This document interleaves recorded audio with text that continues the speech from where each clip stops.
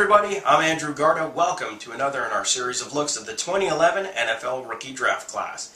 Today we're going to take a look at a quarterback who's been rising up the charts of a lot of Draftniks boards, and that's TCU QB Andy Dalton. I had the opportunity to watch Dalton up close and personal when I was credentialed down in Mobile for the Senior Bowl, and whereas I walked in expecting to be really blown away, I left with an awful lot more questions than I did answers. I think Dalton is a very good quarterback, but he's got some flaws that may make it difficult and increase his learning curve if he's going to be an NFL starter. In order to take a look at that and show you what I'm seeing when I look at the film, I grabbed the tape from the San Diego State TCU game. During this game, San Diego State ran out to an early lead, but Dalton, a four-year starter, used his experience to pull his team out of the hole and lead them to victory, continue their undefeated season. There's a lot to like about Dalton, but there are a couple of big road bumps that he's going to run into on his road to become an NFL starter. Let's take a look at the tape. Let's start off on the positive tip and take a look at a few things that Dalton does very well. The first of which is read the defense and make adjustments at the line. Now, at first glance, this pass looks pretty basic. Dalton sees his receiver open and delivers the ball. But let's take a closer look at what Dalton sees beforehand that makes him go right to this target. That's a huge cushion, and he knows that his receiver is going to have a second to catch the ball and make a move before the defender can do anything to stop him.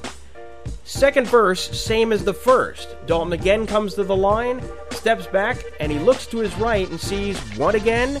More cushion.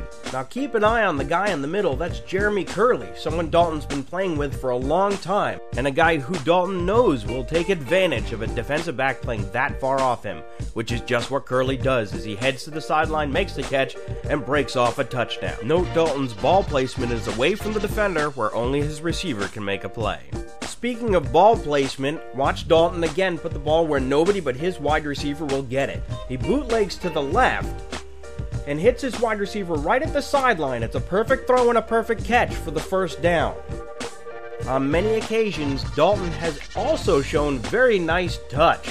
In this particular case, Dalton comes up to the line, again sees that man-on-man matchup he likes, and throws the ball where only his receiver will get it, over the shoulder towards the corner, a nice fade route for a touchdown.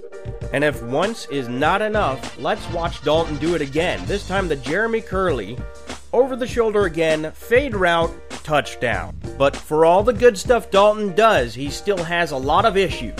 At the Senior Bowl, I noticed that his arm didn't really seem to put a lot of heat on the ball.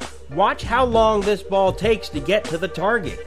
In the NFL, a ball with that little drive is going to get deflected or picked off too often. Dalton's accuracy can be inconsistent, such as on passes like this long one into the end zone, and this pass along the sideline.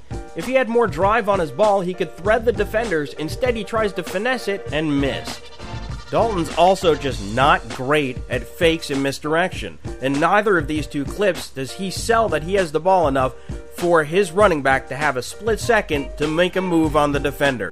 Dalton is definitely a work in progress, but I think there are a few teams where he fit in very well. Either teams who have a veteran quarterback who he can sit behind and learn from, or teams who hew more towards the West Coast offense. Kansas City is a spot where Dalton might do pretty well. He could sit behind Matt Castle, and Kansas City has not only a good passing game, but a very strong running game. He'd have time to progress at his own rate.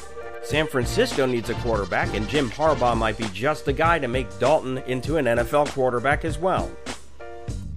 Finally, Super Bowl champion Green Bay could use a backup to Aaron Rodgers. Now, Rodgers wouldn't be going anywhere anytime soon, but Dalton would be able to learn from a guy who's been through it all in an offense that would be tailor-made for some of Dalton's strengths. However, I think that none of these teams is going to get Dalton, as his value has become second round when I think he's much more of a third round value. Second round to me is risky for Dalton, and so all three of these teams may not be able to get him before he's gone. So that's it. Thank you for joining me to take another closer look at Andy Dalton.